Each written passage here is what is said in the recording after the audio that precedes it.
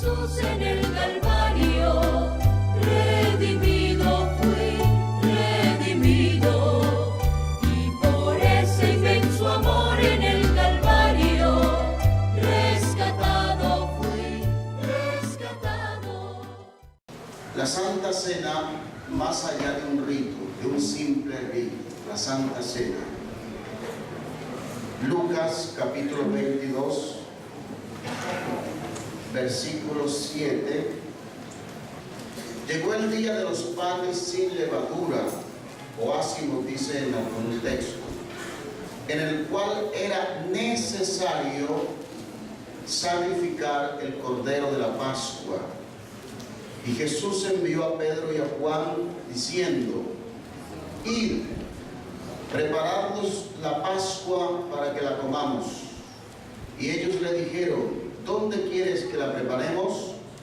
Él les dijo: he aquí, al entrar en la ciudad, os saldrá al encuentro un hombre que lleva un cántaro de agua.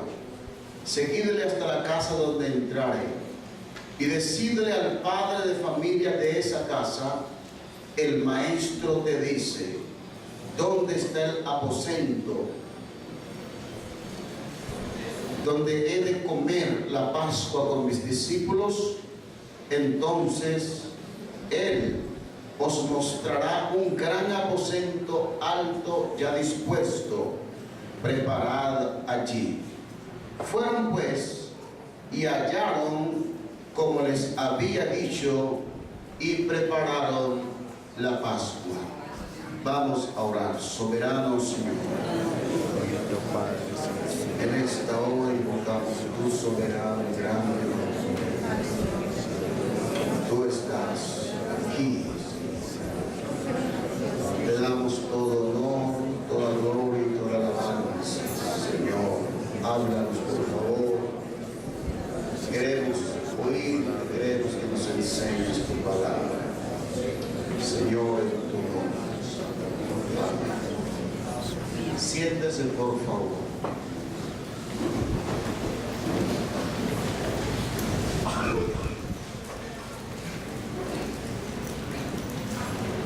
A veces hay muchas cosas, enseñanzas y conceptos acerca de lo que es la celebración o la participación de la Santa Cena, y a veces se va también a los extremos, que se le mete miedo y terror al creyente, y muchos quizá pierden la bendición y la oportunidad de participar de la misma.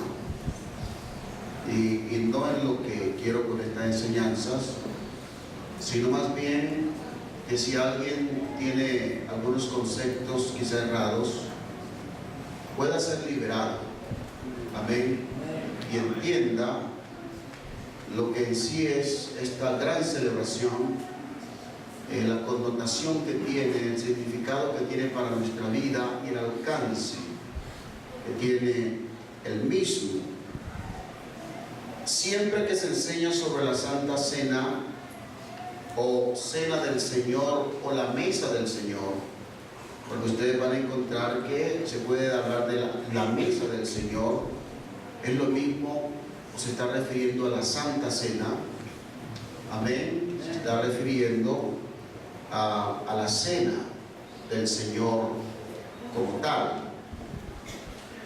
Todo creyente, cuando escucha hablar o va a participar, debe existir algo desde lo más profundo del ser que nos mueva, que haga que nosotros entonces podamos estar ante la presencia del Señor con ese respeto, con esa manera y forma de tratamiento, y tener una vida que realmente agrade al Señor.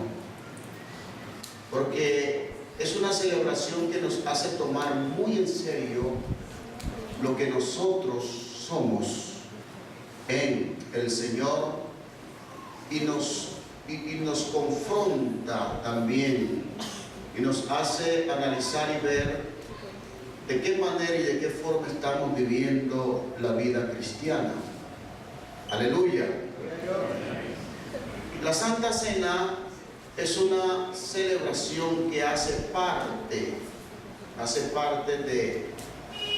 de la confesión de fe misma de nosotros como Iglesia Pentecostal. Hace parte de todo ese acervo que tenemos en cuanto a nuestra doctrina, en cuanto a lo que nosotros creemos. Este fue un requisito también que se le exigía a aquellos que eran candidatos en los primeros siglos, cuando se comenzaba el cristianismo. Era un requisito indispensable para aquellos que abrazaban la fe. Tenían que creer y practicar esta celebración. Amén. Gloria al nombre del Señor. Es por eso entonces que esta celebración tuvo su origen en Dios mismo, no es un invento de los hombres. Y realmente cuando el Señor la instituyó o la estableció, fue en el momento precisamente cuando fue traicionado, cuando Judas lo traicionó. Y en ese momento entonces podemos mirar que es una fiesta que, aunque se celebra ahora nosotros como cristianos, tiene una razón de ser y un contexto del Antiguo Testamento. Por eso cité aquí en el texto que leímos acerca de la Pascua, porque de allí entonces el Señor hace algo maravilloso, como se lo voy a explicar, y entonces instituye lo que es la Santa Cena. Entonces la Pascua judía está de fondo de esta celebración.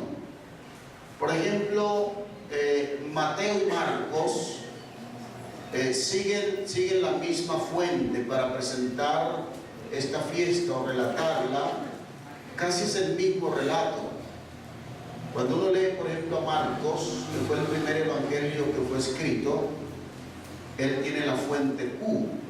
Luego Mateo le toma de él y transcribe prácticamente, y entonces da un relato. Ahora, Lucas sigue una fuente propia para hacer un relato, o el relato de la institución de la Cena del Señor, porque agrega unos elementos que no los tiene ni Marcos, ni mucho menos Juan, porque Juan sigue un camino totalmente distinto, que después entonces les enseñaré de la forma y la manera como Juan trata este tema. Gloria al Señor.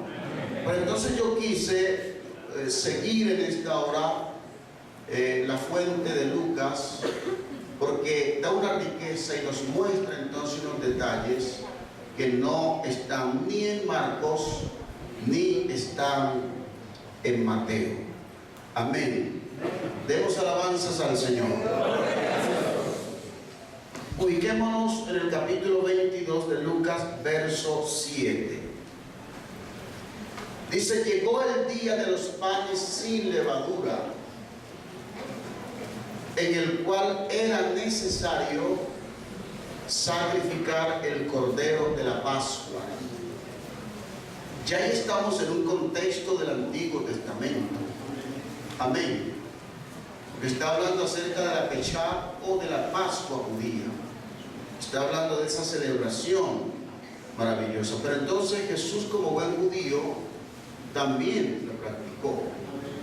Amén. Y envió a Pedro y a Juan diciendo: id y prepararnos la Pascua para que la comamos. Y ellos le dijeron: ¿dónde quieres que la preparemos? Aquí ya hay un querer, aquí ya, miren que los discípulos están diciéndolo, están dándole al Señor esa atribución que solo Él se merece. Es algo de Él. ¿Cómo quiere que se celebre? ¿Dónde? danos las instrucciones, porque es una fiesta de Él. Amén. Él da y muestra qué hay que hacer. Aleluya. Entonces ellos en ese momento le preguntan, ¿dónde quieres que la preparemos? Él les dijo, he aquí. Aquí viene algo extraño. He aquí, al entrar en la ciudad, os saldrá al encuentro un hombre que lleva un cántaro de agua. Amén. Seguidle hasta la casa donde entrare. ¿Por qué digo que es extraño? Porque no era normal que un hombre llevase sobre sus hombros, o quizás sobre su cabeza, aunque no creo que era en la cabeza, un cántaro de agua. Entonces ahí empieza algo. El Señor es claro, le dice, bueno, le va a salir al encuentro. Y es extraño, pero al mismo tiempo tan fácil para mirar la señal. Porque como no era usual, pues el primer hombre o la persona que venga al encuentro de ellos con un cántaro era la señal para que le siguieran. No iban a hablar con él, sino que él era la señal para que sus discípulos les siguieran hasta llegar a un lugar, a una casa, como dice aquí el texto. Seguirle hasta la casa donde entrare y decirle al padre de familia de esa casa, el maestro te dice. Amén. No está pidiendo el favor, ¿no? Dígale que tenga la bondad, sino te dice. Aleluya. El maestro te dice. Gloria al Señor. ¿Dónde está el aposento donde he de comer la Pascua con mis discípulos? Entonces Él os mostrará un gran aposento alto, ya dispuesto, preparado allí. Qué glorioso esto, hermanos, porque el Señor lo tiene todo preparado. Cuando uno piensa, amén, que uno es el que va a hacer cosas, a Dios nadie se le adelanta. Ya tenía el hombre, ya tenía el aposento, ya todo estaba aparejado, ya simplemente se necesitaba que ellos fueran a hacer presencia para el dueño de casa, decirle, aquí está, ya he recibido la orden del Señor y yo la cumplo, ya todo está preparado, ya todo está aparejado. Amén. Gloria al Señor. Fueron pues y hallaron como les había dicho y prepararon la Pascua. Como les había dicho. Porque no es una fiesta nuestra, en el sentido que nosotros direccionemos o decimos qué es lo que vamos a hacer y de qué forma, de qué manera. Es el Señor quien dice, porque esto vino de Él. Amén. Dice el cómo, la forma. Aleluya. Y nos toca a nosotros como ayudantes simplemente hacer cositas por allí, pero la esencia de las cosas, todo en sí es el Señor mismo quien dice cómo, el cómo, la forma y el dónde. Amén. Por eso cuando se trata de la Santa Cena y de cualquier cosa, tenemos que escuchar a Dios. ¿Cuáles son las instrucciones que nos da para que nosotros podamos sentarnos a la mesa y sacarle el provecho que tiene esta maravillosa fiesta? Amén. Miren que lo detallista que es el Señor y todos los detalles que va dando. Les va a salir un hombre, tiene un cántaro lleno de agua. Ustedes van a seguir, él va a llegar a una casa y luego no hablen con él sino con el dueño de la casa. Amén. Pregúntenle dónde está el aposento. Es que el Señor lo tiene todo. Amén. Él no descuida ningún detalle. Tenemos al Dios de los detalles. Él no deja pasar nada. Gloria al Señor. Amén.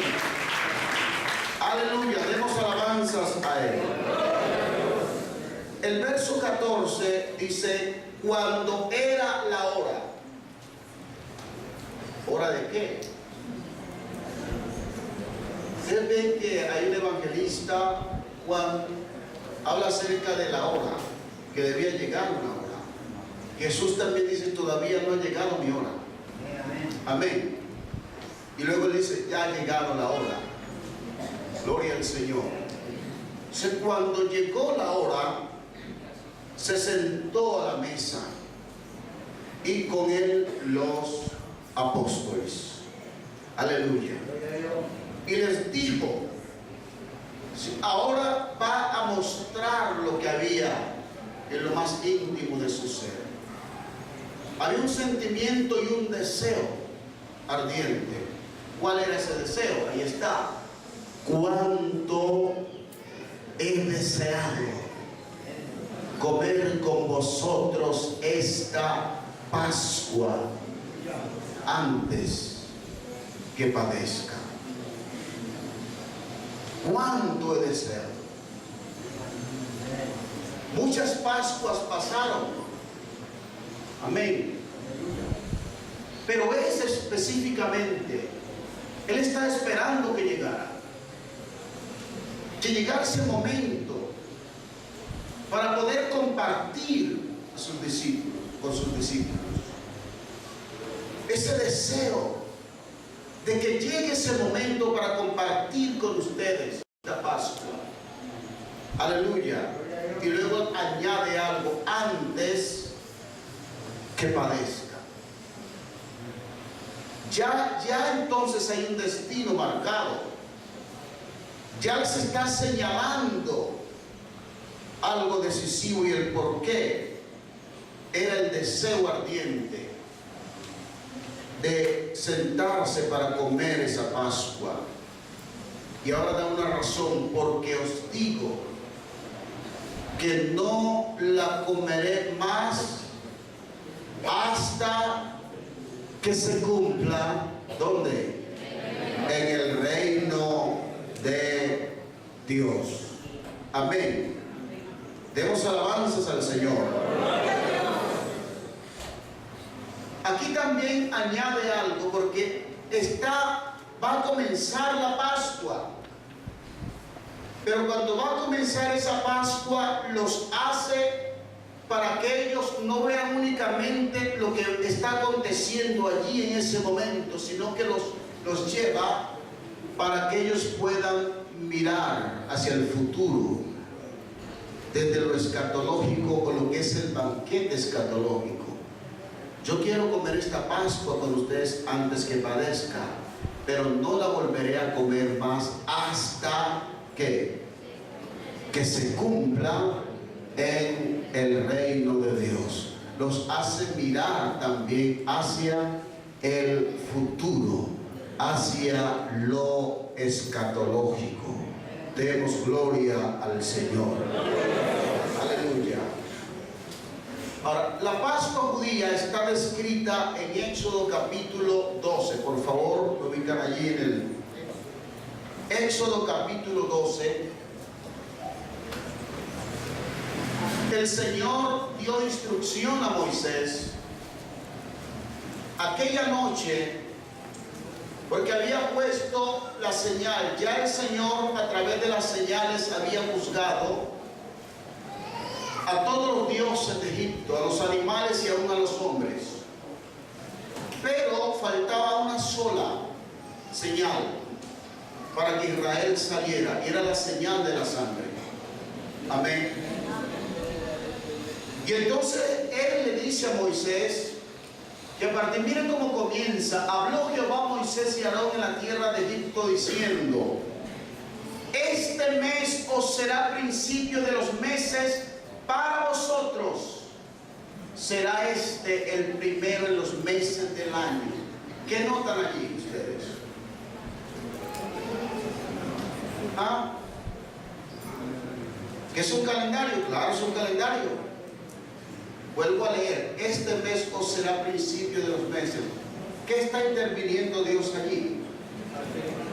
Viene normalmente corriendo el calendario, Pero Dios para Israel mete la mano en el tiempo y dice: no, esto no va a seguir normal para ustedes. Yo voy a hacer algo nuevo, voy a hacer algo sublime y voy a hacer que este día de mi actuación sea el primero. Amén. El primero, ¿qué? O el principio de los meses para vosotros. Este es el primero de los meses del año. Es decir, Dios en ese momento turba el tiempo o actúa allí para Israel. Amén. Y hace algo fundante. Es algo tan importante allí para el pueblo que a partir de ese momento va a comenzar ellos a vivir, podemos decir así, o a ser constituidos como nación libre, como nación que antes ha estado, o hasta ese momento eran esclavos, pero a partir de la actuación de Dios todo va a cambiar, porque el Dios mío, amén, puede meter su mano y puede hacer el tiempo en que uno esté viviendo, Él darle un pueblo y yo debe empezar a vivir, empezar de nuevo y ser constituido como nación libre y redimida. Sigamos. Entonces Él manda que se hable de Israel diciendo: el 10 de este mes, ¿a qué mes se estaba refiriendo? Al mes de Abib o al mes de Nisan. Ese mes de Abib o mes de Nisan, Nisan o Abib significa retoño, es el mes de la primavera, es el mes en el cual ha pasado ya el invierno y ha venido, entonces empiezan a brotar las flores, todo, la vida vuelve. Y Él escogió eso precisamente para mostrar que era dar la vida, un renacimiento del pueblo. Amén. Para partir de allí, sacar a Israel con brazo poderoso y extendido y darle entonces una vida distinta a la que llegaba. La primavera, lo que comienza, la vida empieza a despuntar. Dios es Dios de detalles. Él tiene todo, hermanos, bien organizado. Amén. No lo hizo en el otoño, sino que lo hizo en la primavera. Gloria al Señor. ¿Qué es más hermoso, la primavera o el otoño? Claro que el otoño es hermoso, que caen las hojas, se va poniendo todo, pero es mejor la primavera porque la vida reverdece todo reverdece. Y eso es lo que Dios quiere. ¿Qué es más hermoso, un atardecer o el amanecer? Bueno, eso alguien puede escoger aquí. El atardecer muestra que ya todo se terminó, viene la noche, pero en cambio la mañana muestra que hay algo para uno continuar, para uno ser. Denle un aplauso al Señor. Este Dios lo tiene todo calculado.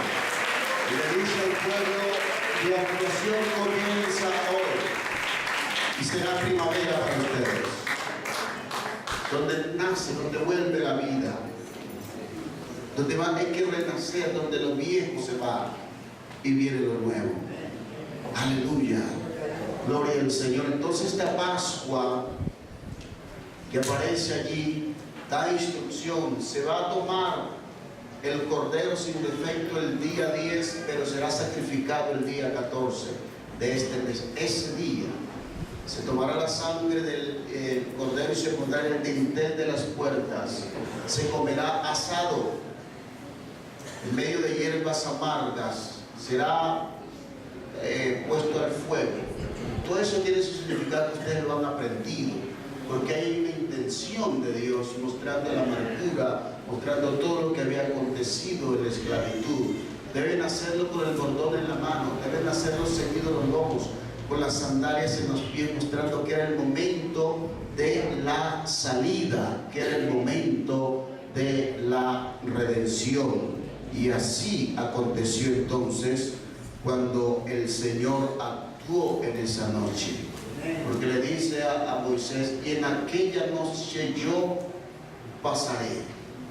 Ahí está el significado de la fecha judía o de la Pascua. Pascua significa pasar por encima o pasar de largo.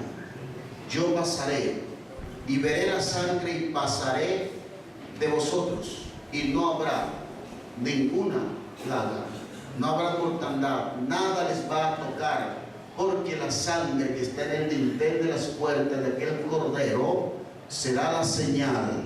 Yo veré la señal y pasaré. Pero en cambio el estrago en esa misma noche sería para el pueblo de Egipto. Porque el Dios nuestro es claro, y para ustedes será este.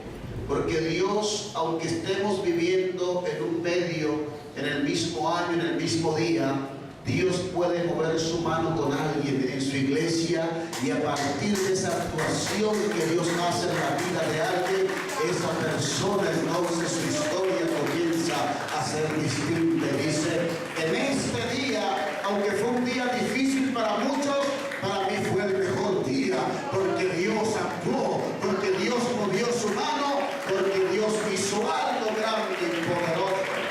En esa misma noche, cuando Dios liberó a Israel, Faraón con todo su ejército también estaba en dificultades. Había mortandad en Egipto, pero en cambio en la casa de los hijos de Israel había salvación, había liberación, estaba la presencia de Dios y la protección de Dios con ellos. Eso es lo que acontece cuando uno tiene a este Dios de nuestra parte, al Dios Todopoderoso.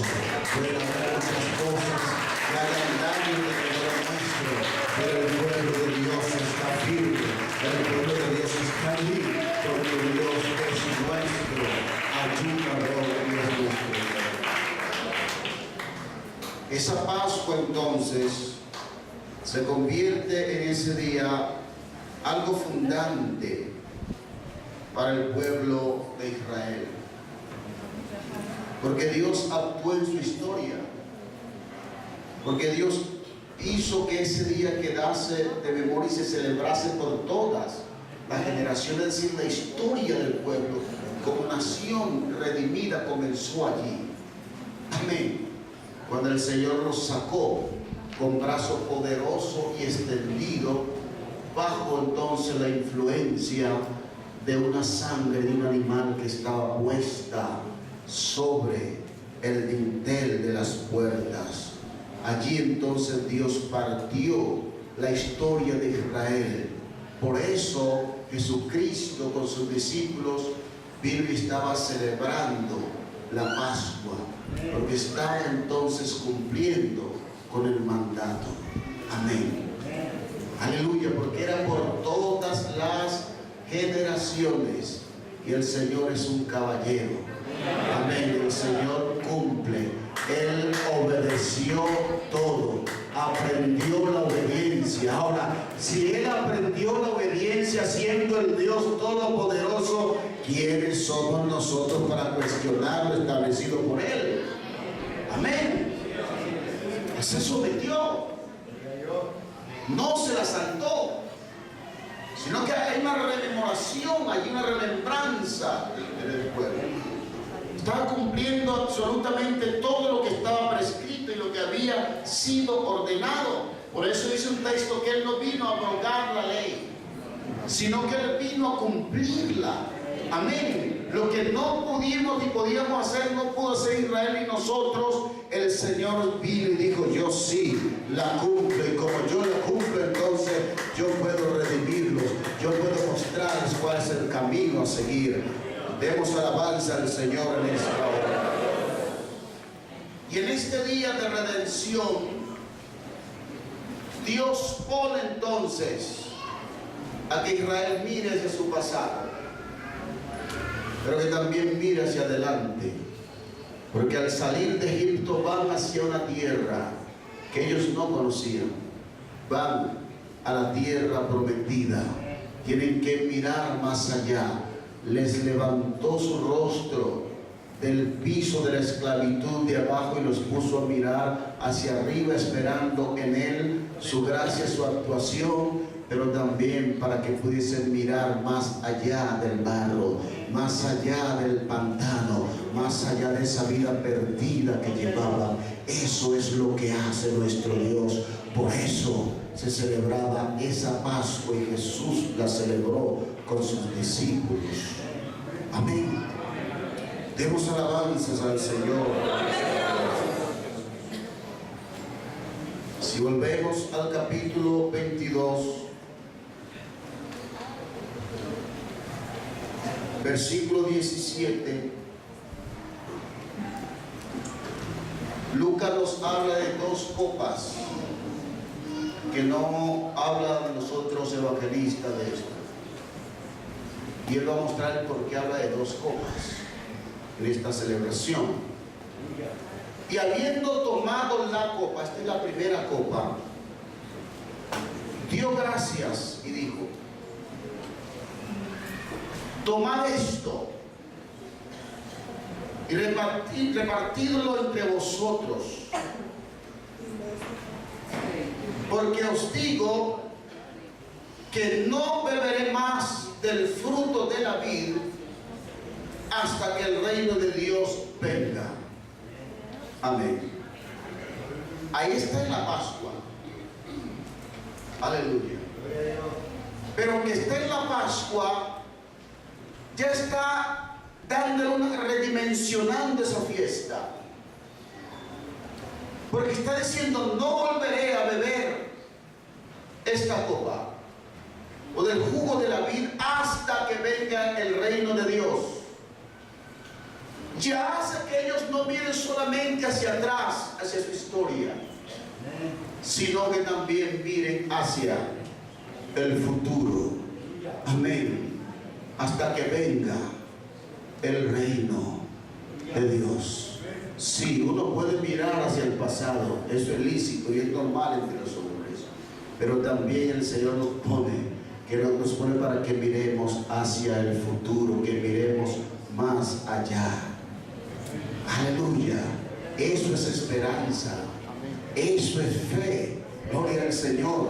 Porque a veces uno se queda únicamente contemplando la actuación de Dios, lo que Dios hizo en el pasado. Pero qué bueno uno poderse levantar y mirar más allá lo que Dios hará, lo que Dios hará por nosotros más adelante. Gloria al Señor. Gloria al Señor. Aleluya. El verso 19 ya viene lo que es la institución de la cena del Señor, pero está allí en el contexto mismo de la Pascua. Miren, y tomó el pan. Esto era normal en la Pascua porque estaban los panes sin levadura, y dio gracias también, era normal, y lo partió y les dio. Esto también era normal porque lo hacía el padre de familia en esa celebración. Allí no ha cambiado el libreto. Amén. Todavía sigue ahí en el contexto de la Pascua misma, pero dice aquí, le dio esto diciendo, dos puntos. Ya aquí hay un cambio, lo que sigue. Esto es mi cuerpo. Aleluya. Que por vosotros es dado. Haced esto en memoria de mí. ¿Cuál es la memoria que hacía Israel con la Pascua? ¿Qué celebraban ellos? La salida, ¿qué más? Se acordaban de eso, pero ahora el Señor les da un vuelco. Sí, la liberación. Ahora dice ustedes, a partir del momento, van a tener en cuenta que este pan es un símbolo, metáfora de mi cuerpo. Amén. Y ustedes a partir del momento van a hacerlo en memoria. ¿De quién? De mí. Ya se presenta Él directamente en la escena. Amén. La Pascua es recordar ese pasado, la forma como el Señor actuó, recordar el cordero, la sangre que fue puesta allá en el dintel, pero ahora el Señor les centra, es en mí. Deben tener esto en memoria de mí. Ya cambia la situación. ¿Y cómo le da el cambio total a esto? Verso 20. De igual manera, después que hubo cenado, ya terminó la cena o la Pascua. Amén. Ahora, tomó la copa, la segunda copa, diciendo: esta copa es el nuevo ¿qué? Pacto hecho en mi sangre, que por vosotros ¿qué? Se derrama. Ya le dio un cambio y un giro total a todo.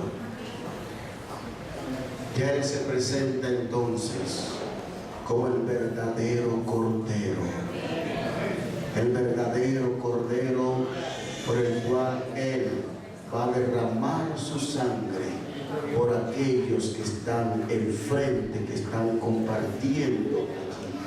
Eso es lo que se llama la institución de la cena del Señor, de la mesa del Señor. La Pascua fue redimensionada allí, aleluya, porque si esta Pascua estaba señalando a Israel, estaba señalando ese pasado y la forma como el Señor actuó, ahora la Santa Cena se convierte también en esa celebración en la cual ellos van a celebrar a partir del momento, teniendo en mente a aquel que está con ellos sentado a la mesa, aquel que ha dado ese pan como su cuerpo, y aquellos, o como símbolo de su cuerpo, y aquellos, amén, que se dan cuenta que esa copa, o la segunda copa que está bebiendo, tiene que ver con un pacto más excelente, con el nuevo pacto que fue hecho en su sangre gloriosa. Amén. Esto es mi cuerpo y esta es mi sangre.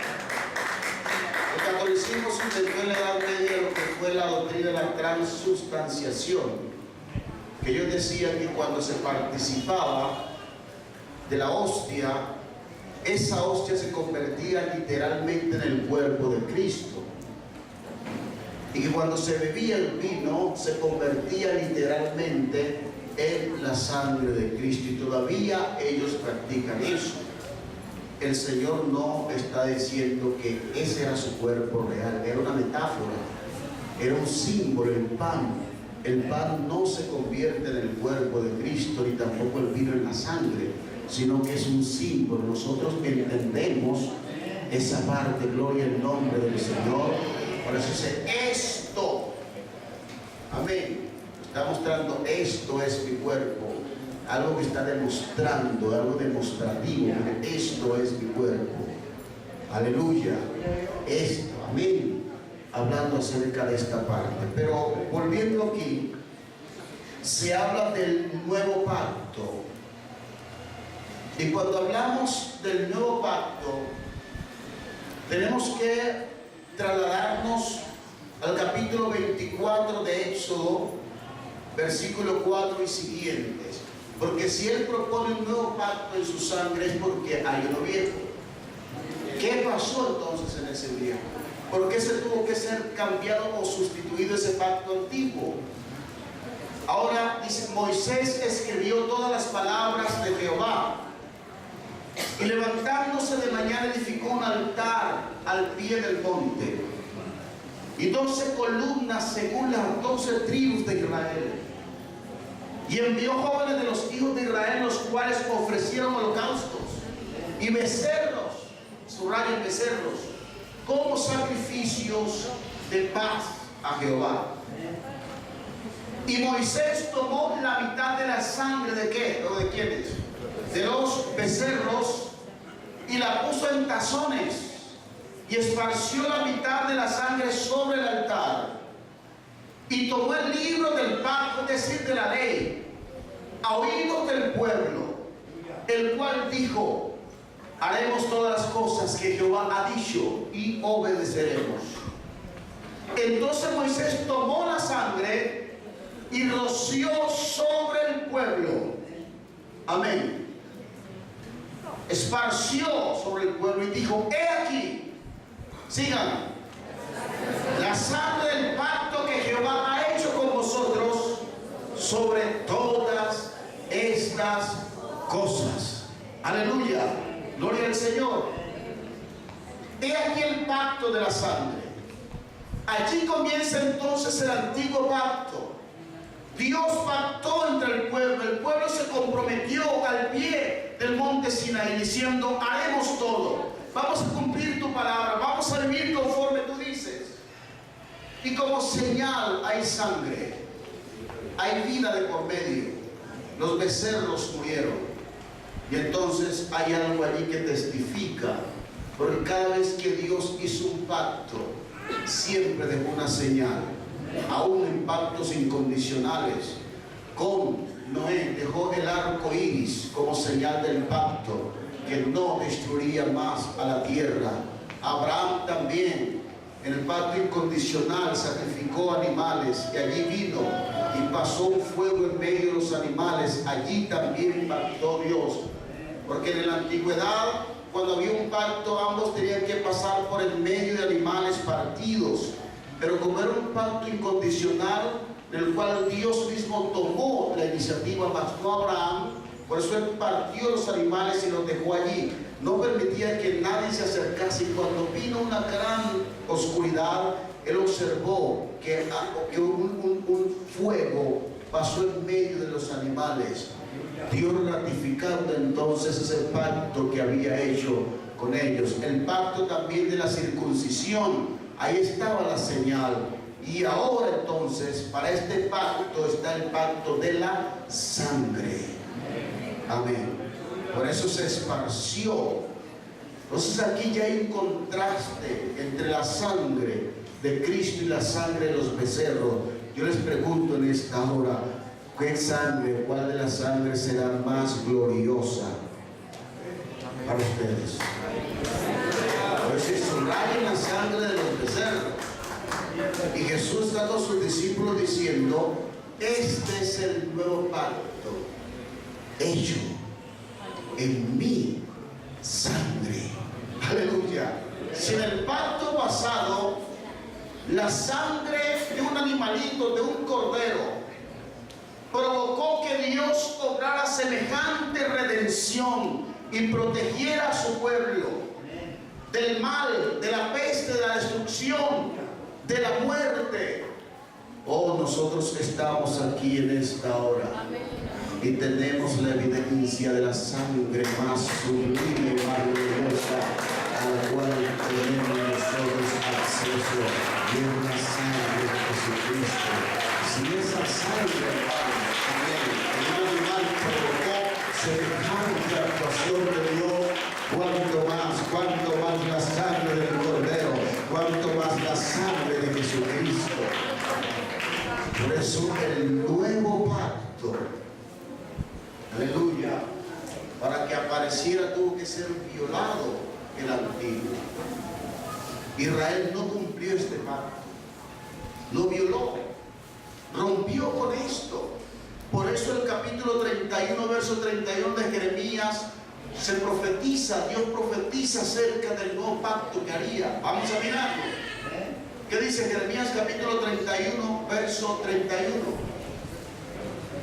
He aquí vienen días, dice Jehová, en los cuales haré un nuevo pacto con la casa de Israel y con la casa de Judá.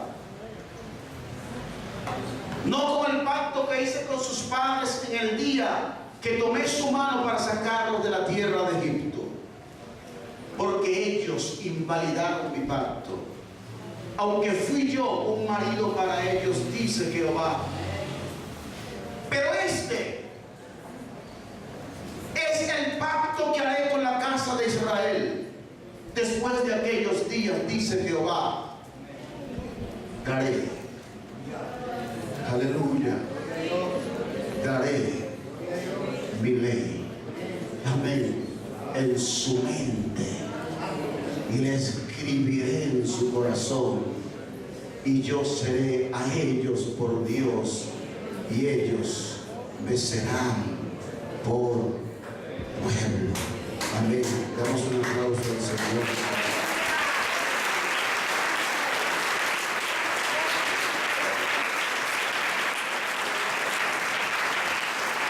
Este nuevo pacto tiene 5 tesis que usted debe aprenderlas. que son claras. La primera es, ya el Señor no va a escribir en una roca fría. El pueblo fracasó allí, porque la ley estaba fuera de ellos. Amén. Iban detrás. Dios cambió entonces la pedagogía. Dijo, voy a escribirles mi ley allá en lo más íntimo. Gloria a Dios. Mi ley en su mente, el mismo corazón. Aleluya. Escribiré en su corazón. ¿Qué fue lo que hizo el Señor con sus discípulos? No andaba con ellos con un pergamino escribiendo, no, sino que empezó a tallarles, a cincelarles allá en lo más profundo sus enseñanzas. Amén, gloria al Señor, para que ellos pudiesen llevarlas allá en lo más profundo de su corazón. Allá los capacitó a ellos, los bendijo. Amén, porque Él sabe, se dio cuenta, que para que el hombre pudiese obedecerle tenía que haber un cambio desde dentro. Y por eso Él promete quitar el corazón de piedra y poner un corazón de carne y poner un espíritu, aleluya, recto dentro del espíritu perfecto. Eso va a hacer ese cambio radical, ese nuevo nacimiento, esa nueva manera de vivir. Si lo primero es que Él pone allá en lo más íntimo de nuestro ser sus leyes. Allí están indelebles. Gloria al Señor. Gloria a Dios. Can dice que así como la noche es estrellada, así mismo es la moral en la mente del hombre o en el corazón. Está allí tallada. Amén. Está allí escrita. Y el hombre sabe, así sea una persona que esté en los lugares más inhóspitos del mundo y que quizá no tenga contacto con nadie, sabe hacer lo bueno y lo malo, sabe qué es lo bueno y lo malo. Amén. ¿Por qué? Porque Dios escribe allá en lo más íntimo del ser del hombre para que entienda lo que debe hacer. Demos alabanzas al Señor. Segunda tesis. Seré su Dios. Qué bueno tener a Dios como nuestro Dios. Amén. Y ellos serán mi pueblo. Hay una correspondencia. Soy su Dios, ellos me obedecen. Ellos son mi pueblo. Amén. Gloria al nombre del Señor. Tercera tesis. Todos conocerán a Dios, porque nadie les dirá quién es Dios. Por eso cuando Jesús está ahí en la mesa con ellos, se le está revelando como el que es. Amén. Se le está revelando como el único Dios que es, a quien deben todos conocerle. Dice San Juan, y todos serán enseñados por Dios. Y nadie buscará y nadie dirá, ¿quién me va a enseñar de Dios? Porque Él mismo se revela. El nuevo pacto trae como revelación quién es el verdadero Dios y la vida eterna. Y yo quiero preguntarle esta hora, ¿alguien sabe aquí quién es el verdadero Dios y la vida eterna? Denles aplausos, usted lo cree. Amén, y gócese que ese nuevo pacto es más glorioso. El nuevo pacto nos muestra, nos revela quién es Dios.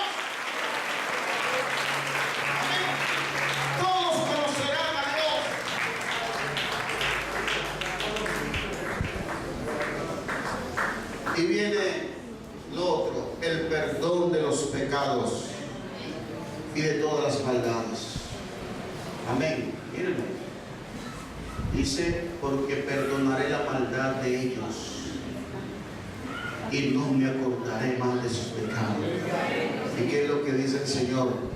Esta copa, el nuevo pacto hecho en mi sangre, el cual se derrama por ustedes o por vuestros pecados. Y es Jehová el que habla allí, y quien lo está cumpliendo, ¿quién es? Amén. Gloria al Señor. Quien lo está cumpliendo es Él mismo, quien lo dijo allá y quien lo Gloria al nombre del Señor. Ese es el Dios que tenemos. Con ese aplauso del Señor, en esta hora. Por eso es el nuevo pacto, amén, es el cumplimiento de lo profetizado. Y Jesús lo está haciendo allí. En ese momento, cuando da una redimensión a la Pascua judía, ya está Él en el centro.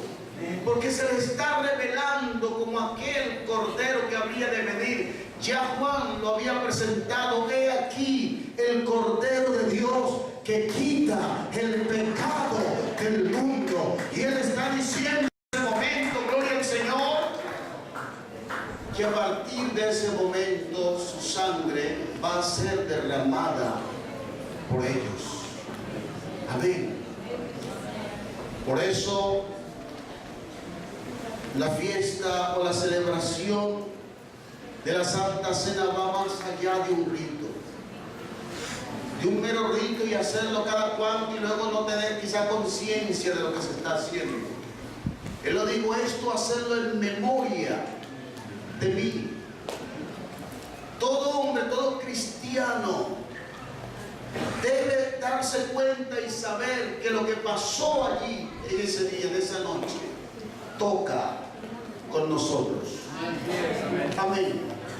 Porque así como en la Pascua ellos celebraban la liberación que Dios les dio y les cambió la historia, asimismo para aquellos discípulos que estaban esa noche con el Señor, y también para nosotros quienes hemos alcanzado este día postrero, estamos aquí. También lo que Él hizo esa noche nos ha afectado hasta el día de hoy, porque nosotros sabemos y entendemos que Él entregó su cuerpo y derramó su santa sangre por tus pecados y por los míos. Y en razón a eso nosotros celebramos la Santa Cena, porque rememoramos su muerte, su obra, no por Él ni para Él, sino por nosotros y para nosotros. Gloria al nombre del Señor.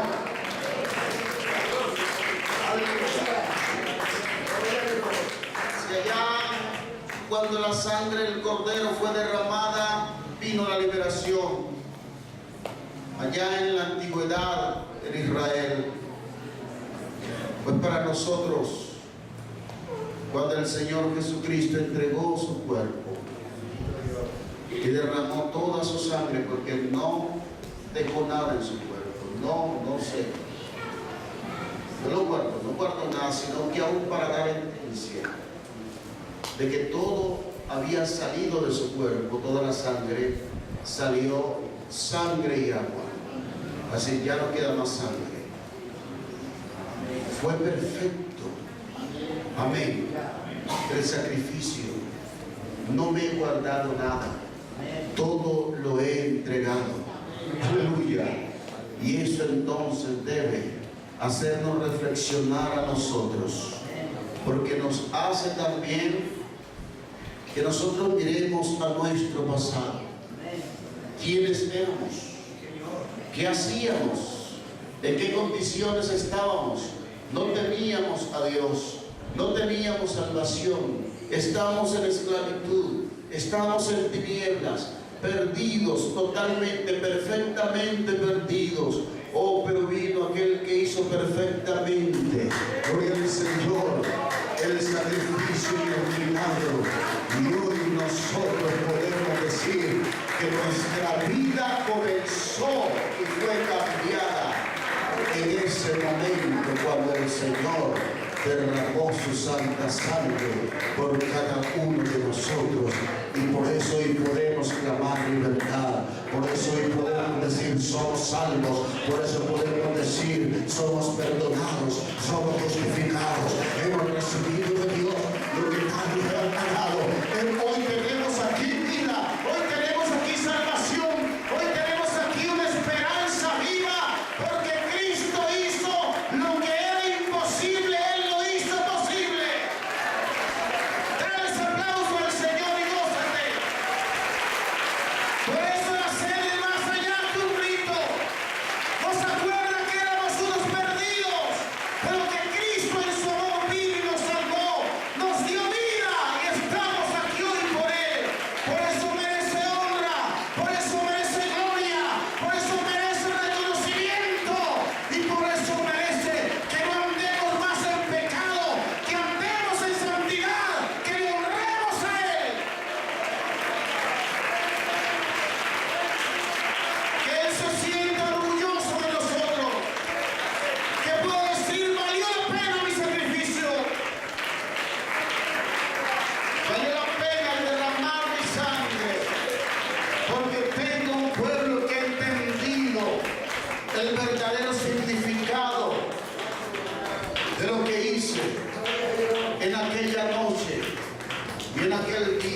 ellos.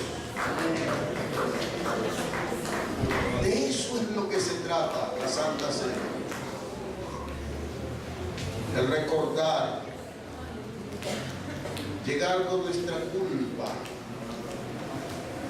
con nuestras maldades, con todo lo que somos, sin guardarnos nada. Porque el mismo ejemplo no se guardó nada, amó toda su sangre. Entonces, ¿por qué tenemos que guardar nosotros algo? Hay que venir a Él tal o cual como somos y poner a los pies del Señor y decir: gracias, Señor, es por tu sangre. Es por tu sangre, por el sacrificio que hiciste en la cruz, que hoy estamos aquí, vivos, salvos, perdonados, justificados. Fue por tu sacrificio, fue porque tú moriste, pero también resucitaste. Y eso me da la certeza que el Evangelio funciona. Por eso hay que celebrar esta cena. Por eso debemos acercarnos con plena certidumbre. Amén. En plena certidumbre de fe. Y llegar ante Él por la fe ante el Calvario. Y mirar sus manos extendidas y mirar su costado abierto, señal de su indiscutible amor, señal de que hay un lugar a los pies de Jesús. De que allí en esa herida, en su costado, cabemos nosotros. Allí, en aquel día, yo abriré un manantial en Jerusalén. Servirá para que mi pueblo lave sus pecados. Ese manantial ya fue abierto. Ya lo dijo el hipnólogo. El malhechor se convirtió pendiente de una cruz. Él vio la fuente y se lavó, creyendo en Jesús. Si salvo soy, si salvo soy, si salvo soy, si salvo soy, por la sangre de Cristo mi Señor, aleluya, por la sangre de Cristo mi Señor, gloria a Dios, por la sangre de Cristo mi Señor, la sangre de su cruz. El malhechor se convirtió en diente de una cruz. Él dio la fe, es el amor, creyendo en Jesús. Si salvo soy, si salvo soy, si salvo soy, si salvo